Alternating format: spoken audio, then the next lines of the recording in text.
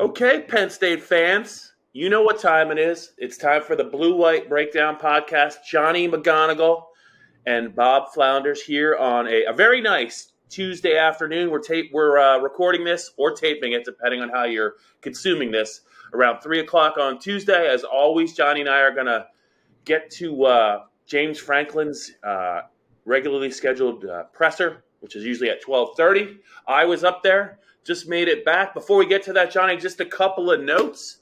I see that Jair Brown, Penn State's talented safety, and also one of the most interesting quotes on the team.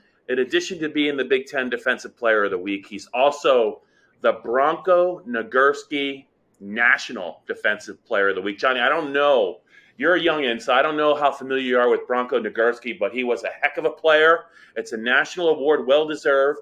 Penn State Central Michigan Chippewas, noon on Saturday. And I'm glad you survived your trip to Auburn. What a great time. Yeah, Bob, it was an awesome time. I mean, that environment down there at Auburn was great. I mean, even the game aside, I was able to get down there, Toomer's Corner, Friday afternoon, meet up with some former classmates and enjoy the atmosphere on Friday. And then to be down there around game day in the morning, seeing how many Penn State fans were down there. They traveled well, kind of expected out of Penn State fans. But this home and home was a really unique experience for both sets of fan bases, being able to travel to new parts of the country, new stadium, new environments, and I thought it was a really neat crowd. Jordan Hare Stadium with the orange out. It was loud. It was a good crowd before the game, and I think as it progressed, it got a little quieter. As the game kind of slipped away from the Tigers, but really good experience, really good game down there. Yeah, and I think a little bit later on the podcast, we'll get into a question you asked James Franklin late in his post-game presser, talking about a lot was made that I think Penn State was the first team and only team to make a trip to Auburn. This was the first time a Big Ten team has ever done that. I know that you asked him a question, and he had a very interesting answer about, I guess, the future of a potential game like this for Penn State and what it would mean to Penn State. Interesting answer. We'll get to that a little bit later. That's what's known as a tease. And, Johnny, I'm kind of jealous. You and I were in the press box. Our man Joe Hermit was roaming around the field, before the game, after the game, during the game, and he got a picture with the War Eagle. And to me, that it's hard to top that. Of all the things I've seen on the road and all the things I've been able to do on the road, on and off the record, I won't share all of them with the Penn State fans, but that's a cool picture. You and I got to see that eagle fly. They released him before the game, and man, it's really just a fantastic animal, fantastic experience, and to watch that, I thought just really cool. And of course, Joe got a picture with him. I'm going to be jealous for the rest of my life, but Joe deserved it. He's a hardworking guy, but man, what a neat pregame scene. It was really cool. I mean, before the game, we get there, the stadium, local time, right? It was a 2:30 kick, so we get there, we're waiting in line for our credentials at 11:30, get in. And I pretty much went on the field right away and just hung out until they basically told us to leave. But I did hear there was going to be an issue getting back up to the press box for kickoff, with the coaches like holding the elevator. And I'm like, all right, well, I wanted to be on the field for the War Eagle ceremony, but I wasn't able to. So props to Joe for getting that pick. That's something that he'll hold on to forever, right? And it was a really cool, really cool pregame atmosphere, really good tradition that they've got down there. And Joe will have that one over us forever. Yeah, I can't top that. I'm thinking of some of the mascots we're going to see on the road this year. I mean, Michigan doesn't have a live Wolverine, and if they did, Johnny, I wouldn't mess with it. So, are you telling me Purdue's Boilermaker, the crazed and bizarre looking mascot they have there, doesn't get the juices flowing, Bob? Well, it does, but I'm saying there's nothing out there for us to try and match or beat Joe on the remaining schedule. The Rutgers Scarlet Knight is not going to cut it. The Indiana Hoosier, I don't even know what that mascot looks like. We might have to wait to the bowl game, maybe something maybe something snappy will present itself. But Joe's got us beat by a large margin. So kudos to Hermit. Johnny, before we get into James Franklin's takeaways, I wanted you to kind of break down for the Penn State fan base your Associated Press ballot. You do it every Sunday. You are a voting member. Penn State officially jumped, I believe, 8 spots from 22 to 14 in the AP poll. I saw some prominent people on Twitter think maybe Penn State deserved to be a little bit higher because of those 2 road Power 5 wins against both pretty good teams. I mean, I'm sure Auburn's, the Auburn fans aren't really happy right now, but Penn State took them apart, and that doesn't usually happen. At home for Auburn. So how did you go about constructing your ballot? I know that you wrote something about it, but for anyone who didn't get a chance to read your piece on PennLive, how did you go about constructing your ballot? Where did you have Penn State? And what do you think, they got 2 games coming up where they're going to be heavy favorites. So what do you see in the near future for Penn State? But how did you vote after the Auburn game? Yeah, so I had Penn State in my poll last week, like slightly higher than the AP poll had on overall. Penn State was 22. I had Penn State 20. And so I moved Penn State up to 12, which turns out to be the exact amount of spots they moved up, right? They moved up from 22 to 14 in the overall AP poll. And so that's kind of right where I had them. And look, I really think everyone after, 4 even, because I'm pretty high on USC and have been since the preseason. And I have them 4, just behind Georgia, Alabama, and Ohio State. I think everyone beyond that, it's kind of a crapshoot. I mean, if you voted Penn State and put them 6, 7, 8, 9, I wouldn't bat an eye really. And I think that's where this team can ultimately end up. You mentioned those upcoming games, Central Michigan and Northwestern. They're already massive favorites against Central Michigan. They'll be big favorites against Northwestern. And you can go into a bye week looking at a 5-0 team here, and a team that'll be, if they're not in the top 10, around the top 10 going into that meeting at Michigan. And so, yeah, I had Penn State 12. But again, I wouldn't, it's something that I really like to do every week is this poll. I was able to do it last year, able to do it this year. And I do put a lot of research, a lot of time into this. And if you guys, if the listeners haven't read it yet, look out for it every Sunday morning. I post my whole ballot and my reasoning behind it. And not a lot of movement in the top 10 this week. I think really the only team in my top 10 that was bounced was BYU. Yeah. But look, if there's other movement upcoming this week, Kentucky, Tennessee has a game coming up against Florida. Some other big matchups this weekend that Penn State could move up. Yeah. I'm going to just say this right now. For selfish reasons, at the end of the year, if Penn State's record matches up the way I hope it does, I would really love to see a Penn State-Kentucky bowl game, Johnny. And I think you know where I'm going with this. I think, if they get dinged a couple times and let's say they finish – I don't know. They could finish anywhere from 8-4 to 11-1. They could run the table. I don't think that's unlikely, but I would love to see them play Kentucky, a Sean Clifford, Will Levis battle at the quarterback position. I think it would be a fitting way for those 2 quarterbacks to complete their careers, and it would kind of be a little bit of a, decider in my mind. Who's going to play better? Who's going to have the bigger impact if they would play? But that would be a bowl game I would love to see. And I bet you the Penn State fan base would be interested by that. Could we get like Joe Moorhead and Ricky Ronnie in the booth for that one? I mean, that would be a blast, wouldn't it?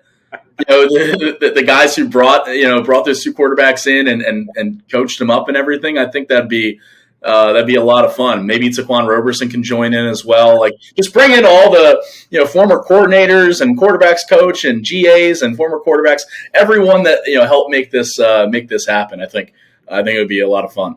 Yeah. I don't know that James Franklin would be thrilled to see Will Levis on the other side, especially if Kentucky would somehow manage to win the game. There'll be some questions, I think, after that. But he probably would look at it a little bit differently than the fan base does. But anyway. That is the past. Let's deal with the present and the future. Penn State is 3-0. They looked. I don't care if Auburn's one-dimensional, Johnny. That was a fast, physical team. It was a fast, physical game. And as it went on, Auburn was much the worse for wear and they were at home in the heat, and Penn State didn't blink. They, even from the start of the game, they took a shot on 4th and 1 on their first series near midfield, didn't get it. But James Franklin talked today about how the response from the defense holding Auburn to a field goal was a big deal in the game. And he touched on some other topics, but I want to get to your thoughts. What was maybe one of your 2 top takeaways from what James had to say to the press on Tuesday? Yeah, I mean, you mentioned his comfort going forward on 4th down. They've done that. Had some success this year. I still go back to that 4th and 2, the center, pass out to Devin Ford in the flat against Purdue. I think that really set a tone, and so they're not scared for going forward on 4th down. And I think it also showed the confidence that James Franklin had in his defense against this Auburn offense. That right around midfield, first drive of the game, he had no qualms about going for it, right, and that defense pays dividends and really has his back and has the offense's back. And James talks about complimentary football all the time and the fact that the defense stepped up really well. And they took a shot there on 4th down. They took a shot. Sean Clifford took a shot. I mean, he really took out the play before. And so I was impressed with the way the defense stood up in that first drive. I was impressed with the way Sean Clifford came back and scored a touchdown on that next drive, and he ran it in himself. Had a nice throw to Mitchell Tinsley down the field. And so it was a resilient performance early by this Penn State team, and it was really one that they ended up going away with it, right? I mean, 41-12. I don't think anyone expected that. We both picked Auburn to win close, and I was going back and forth, and I'm sure you were too. Penn State won that game, and I mean, they were 3-point favorites. It's not like we would be surprised. But 41-12, Bob. I mean, that was unbelievable. Yeah, they were tremendous in the red zone. Their defense was tremendous against Auburn in the red zone. There was 4 turnovers, which were key. But Penn State's defense in the red zone, I think they had 4 possessions. It was 6 total points. Auburn had been 8 for 8 with 8 touchdowns coming in against lesser opponents. But I don't know the Penn State defense, their speed, their depth. I think Auburn hadn't seen that yet, and I thought it was very revealing. I also, Johnny, wanted to talk. I actually enjoyed this from James, even before he opened it up for questions today. Kind of tweaked us a little bit. He's like, yeah, he always goes over the game, offense, defense, special teams, key to the games. He said 0 sacks allowed. I don't know if we talked about that enough after the game, guys. What do you think? So, he's clearly talking about the play of his offensive line, which could clearly got the job done. A lot of rushing yards. They were able to protect Sean Clifford. The shot he took was not on them. That was down the field. They didn't allow any sacks to Auburn, and Auburn does have some very good players in the front seven. But he kind of stopped. He kind of left it right there. The first question he got was from Rich Garcella, who said, you didn't really want to bang the drum for the offensive line at Big Ten Media Days. You were going to let them kind of prove it after this performance 3 games in against Auburn. Are you ready to bang the drum? He goes, yeah, I don't think I'm going to do that just yet, because the minute I do it, something could go wrong. But the play of the offensive line, Johnny, and you can include the tight ends in that as well, clearly their best effort to date, and the fact that they were able to do it on the road with a lot of noise and a lot of distractions, you got to tip your hat to him. Yeah, James Franklin isn't going to tell us that his offensive line is great yet. I don't know if he'll ever tell us that. Even if they go out, shut down Michigan's front seven, and they're in a nice bowl game somewhere warm, somewhere nice, and I don't even think he'd admit it then, but it was a great performance by Penn State's blockers overall. You mentioned the tight ends in there. I mean, Brenton Strange had a pancake block on Nick Singleton's first run. Theo Johnson came in the game and was kind of a little bit of a decoy. I mean, Gary Danielson even circled him on the broadcast saying, hey, watch out for him on Kaytron Allen's first touchdown run. Olu Fashanu has just been, very, very good. I mean, he's just been incredible at left tackle. And that was one of the matchups I was looking at going into this game, was him against Derek Hall, who, was a guy who was probably going to get drafted on day 2 of the NFL draft in April. If he has good workouts, he could even push himself into the first round, tail end. And Fashanu was just, shut him down. I mean, he still is just, keeping that blind side clean for Sean Clifford and even Drew Aller when he's been in there. So very impressed with Penn State's offensive line, the way they've opened up holes, the way they protected Sean Clifford. And you need that, right? I mean, it's not going to be as challenging against Central Michigan, Northwestern, but when you get into that 3-game stretch, we've talked about this before, that post-bye week, Michigan, Minnesota, Ohio State, basically that's the season, right? That offensive line is going to have to play as well as they did against Auburn in that stretch. Yeah. let's tie two of James Franklin's questions and answers together. Obviously, Nick Singleton, the true freshman. You almost run out of things to say in terms of praising him. 6 foot 220. Just no one is making up ground on him in the open field. People have angles on him, and he's outrunning the people with angles that are supposedly fast. 124 yards. Two 50-plus yard runs, one for a touchdown, one, I think, to inside the 5 that set up another touchdown. Big Ten Freshman of the Week. But let's talk about the other guy. Let's talk about Kaytron Allen, who had a very good game, 9 carries, I think 52 yards, something like that, 2 touchdowns, 2 hard runs on those touchdowns. James was asked about him. We could also talk about how he's remade his body. He was he was in the 220-pound range, I think, when he enrolled early from IMG Academy. Now they list him at 201. James talked about kind of why he's, because his nickname is the Fat Man, and James said you really can't say that about Kaytron anymore. But what an impressive runner, different kind of runner, and also James is also asked about they're starting to go under center a little bit more, maybe put a tight end in the game almost as a fullback. Instead of just running all of the plays out of the spread. James was asked about that, but let's try and tie those two together. First, Kaytron Allen, what he's been able to do, and there's going to be a day when he goes for 100 yards too, Johnny.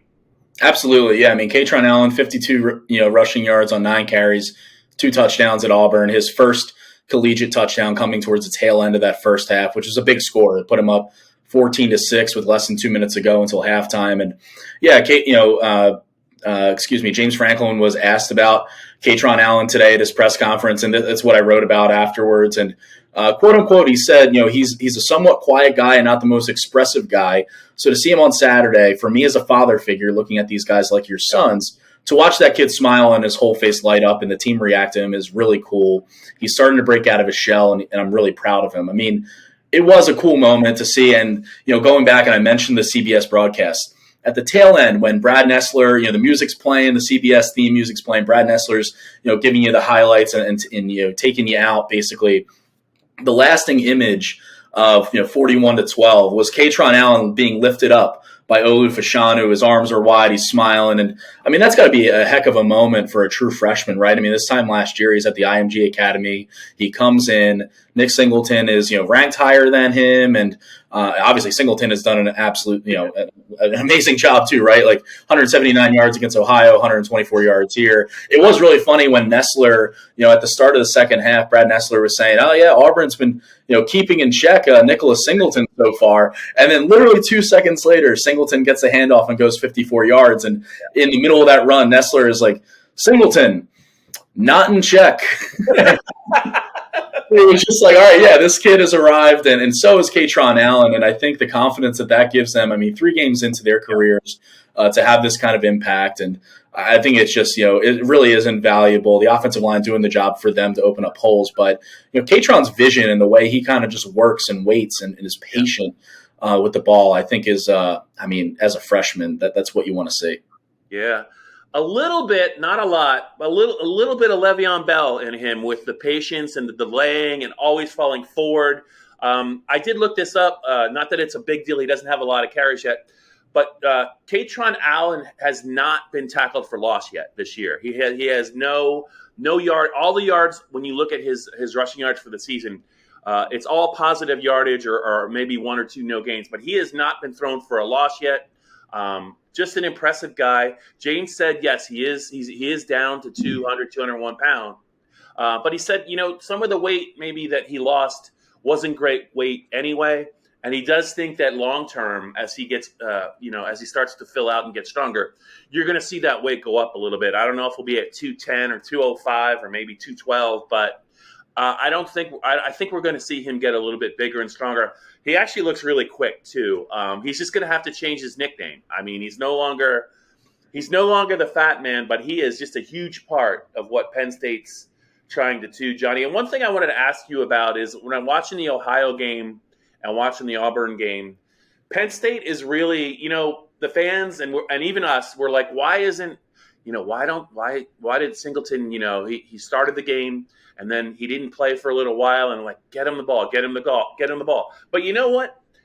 I think Penn State might even be a little bit smart about this, because when the defense starts to tire on the other side and gets into the third quarter, it's not a coincidence that maybe that's when he's starting to do his damage, because he's tough to bring down when they're at full strength. But if they start to sag a little bit, and especially in the heat, and he's fresh and he sees that hole, I think it's advantage Penn State. I don't know if that is their plan, but it just seems like, I think there's going to be in a lot of the games, Johnny, when you see him get big runs, I think it's going to be in the second half, because he's a guy that has really done a lot of great work in the weight room. He's got natural speed. He's probably built on that working at Penn State. But in the second half, I think he's even more dangerous, because if the defense starts to tire just a little bit, if he gets into the open, they're not going to get him. Yeah, I'm sure, James Franklin and Jaywan Sider, the running backs coach, when they go and watch the film and, they see the 54 and the 53-yard runs, and I'm sure they're thinking, let's get this guy. They have to be tempted to just get Nick Singleton the ball 25, 30 times a game, right? He's that good. But like you said, I mean, if he's fresh coming in the second half, and also that's a testament to the depth that they have, that they don't have to ride this kid into the ground. They have Kaytron Allen, and they still have faith in Kevon Lee too. Kevon Lee, he went down there for a minute, he came back in the game, had a nice little run, a little jump cut through the hole. He still has, he's still a talented guy, right? He has ability. I think there's different gear, a different level with these freshman running backs, but they have the depth and the faith in their running backs that they don't have to ride Nick Singleton like Le'Veon Bell, with the Steelers, right? They don't have to give the guy 400 touches in a year or something crazy like that. And so I think that's just beneficial too for Nick Singleton. I mean, he's still a freshman, right? Despite, the production that he's had and how good he's looked, this freshman hit a wall at some point, most do at least. And to limit his carries, 10 carries against Auburn, 10 carries against Ohio. I'd be surprised if he gets more than 10, 12, maybe 15 against Central Michigan. I think that just, it builds up that depth, and it builds up, the trust that you have in not just one guy, but an entire room, and keeps Singleton fresh for not only the second half of games, but, the second half of the season. Yeah. Nick Singleton on pace, people, to get 1,000 yards on roughly 100 carries. I think he's averaging 11.1 yards per rush, easily the best in FBS. He will face tougher defenses, although Auburn's defense, he had 12 yards a carry against them. Auburn's defense is no joke. I think that's going to play out against some of their games in the SEC. But the comment that James made, so you see Penn State going under center in a couple different situations. You can see him go under center to quarterback sneak it. You can see him go under center with either Nick or Kaytron in the game, and really a fullback. It's a tight end in the backfield with them. And also Johnny, the other time you see them under center is with that T formation inside the 5-yard line. You'll have a quarterback. I think you'll have a tight end and 2 running backs in a T formation. They've had some success with that as well. But I just wanted to get your take when James had to say that there was really no difference when they're when they're under center or there's a running back 7 yards deep. He's still handing the ball. The quarterback's still giving the running back the ball about 4 yards deep. On the play. I still don't quite see it that way. Now, I don't have the knowledge that James does, but I just think, in the spread, when they run the mesh, I still think there's a little bit more of a delay, whether Sean is going to pull it or give it to the running back. I still think there's a little bit more of a delay, whether it's 4 yards deep or not. Whereas under center, and it's clearly going to be a run, I just think the running back has got a little bit more of a head of steam, and they're a little bit more decisive in getting the run started. But James was quick to point out that he thinks it's basically the same. I don't know what you think about that. I don't know if he's trolling there or what, because I'm kind of along the same line of thinking as you, Bob. And again, hand up, right? We don't have decades worth of coaching. These guys have, studied the sport like crazy and have been around it. So you want to, trust what they're saying, right? And know that they know what the heck they're talking about. But It doesn't really make sense to me either, especially when you talk about like the RPO with the mesh and stuff like that. Like straight handoffs, I don't think there's been that big of an issue in terms of tackles for loss. This year at least, 3 games in with the running game. Like if it's a run all the way, I think they've done a good job. Pulling especially. We talk about Sal Wormley and how he's been able to get out in space and create some lanes off tackle. I think they've been able to do a good job in that regard. And a lot of that has come out of the shotgun. But when it comes to that mesh point, unless Clifford's gonna run more, which I think he can do, but is the kid gonna get killed like he almost did against Auburn? Like I don't think you need to. You know what I mean? Like especially upcoming here against the Central Michigan and a Northwestern, I don't think you need to put your 6-year senior in conflict, in harm's way by running that mesh point and doing those RPS. So I don't know. I do like what they've been able to do under center. QB sneak, bare minimum, right? Like just plow forward, and Sean Clifford has a couple touchdowns from QB sneaks this season. And I do like that little T formation. They have, Brenton Strange back there, and you don't really know which way they're going to go, right? I mean, even if Brenton goes left and blocks, you could still run right. And so I think it creates misdirection and confusion there in tight along the goal line. So I like what I've seen so far in those packages. This Blue-White Breakdown podcast, PennLive's Penn State football podcast, you can listen to it. You can watch it as a video on YouTube. There's so many ways to consume it. Spotify, Stitcher.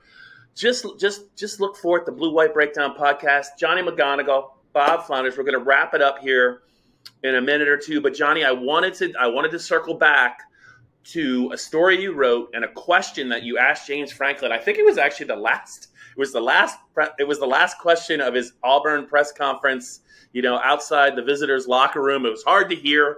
I didn't actually get to hear your question because there were so many Penn State fans waiting out by the buses, and it was just really, really hard to hear. And they were getting to wrap it up, and you asked him a question. I'll let you kind of just tell the fans what you asked him, because I couldn't really hear it, but I definitely heard his answer, a passionate answer about, I guess the future of games, maybe like Penn State Auburn, whether it's a home and home or where you're going to play. You're not going to play a Big Ten team. You're not going to play a team that's a former rival. It was a home and home with Auburn, and no Big Ten team had ever played at Auburn, so that was really significant. But what did you ask him? And just kind of talk to the fans about what he had to say. I know you wrote about it on PennLive, but I thought I did not see that answer coming. I didn't see that story coming, but I'm sure glad whatever you asked him, I'm sure glad you asked it. Well, yeah, I had to repeat my question because it was so loud. James couldn't even hear it. And he's standing like a foot away from me, basically, with how crowded and packed in we are outside the visitors' locker room. But I basically asked him, we talked about the environment at Auburn earlier in the pod here, and we talked about it all weekend. And so I asked them, would you be in favor of scheduling more home and home regular season series with, non-conference Power 5 opponents in the future, given how you've seen Auburn fans travel up to the Happy Valley last year and Penn State fans, travel down to Auburn? The interest seems to be there. And he gave a swift no. It was a swift, loud no. I heard it. Swift, loud no, and then there was a brief pause, and he said no again. I'm like, okay, well, why? Basically, can I get something more out of that, right?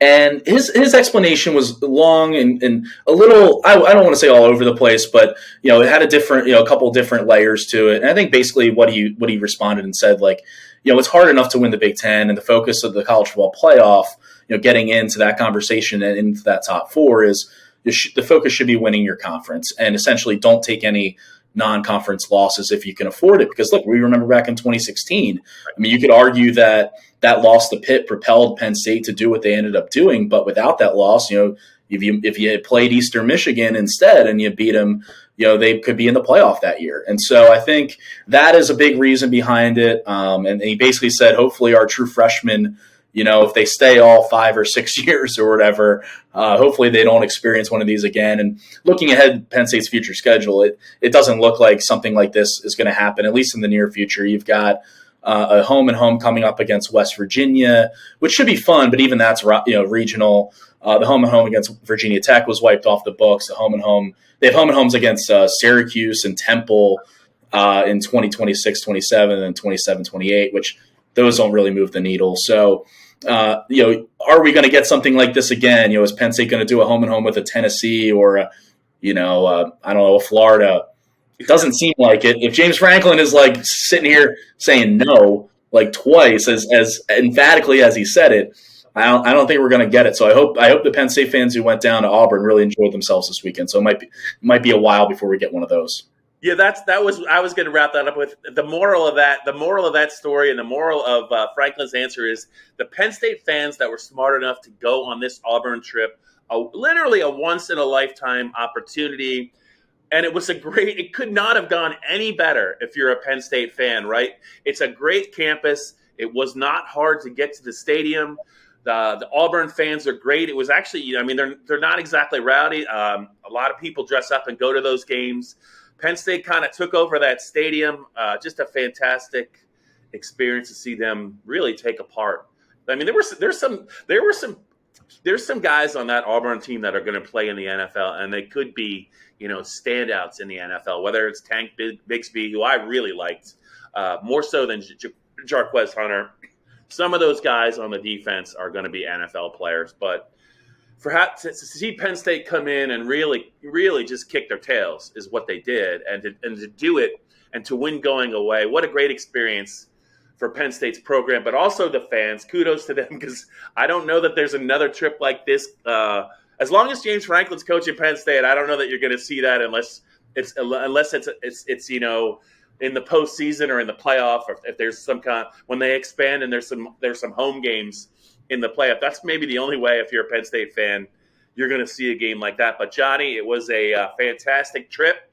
We got a lot, left to write about. James talked about some of his young players, Abdul Carter, Dennis Sutton, some other guys. He had some things to say, obviously, about Kaytron Allen. But we have a lot to get to this week. Central Michigan is a 26-point underdog. Dave Jones and I guess we'll talk a little bit more. Hopefully we'll get Dave to talk a little bit more about the game. He might want to talk about something else. You never know with Dave. And you and Dustin are going to be back later in the week. We're not done with the Blue White Breakdown podcast, but today was fun, Johnny. I'm glad you had a great trip down south. I did as well. It was a lot of fun. But Penn State fans, we're going to wrap this one up. Stay tuned for more Blue White Breakdown podcast later in the week. Penn State's 3-0, and they look really, really good right now.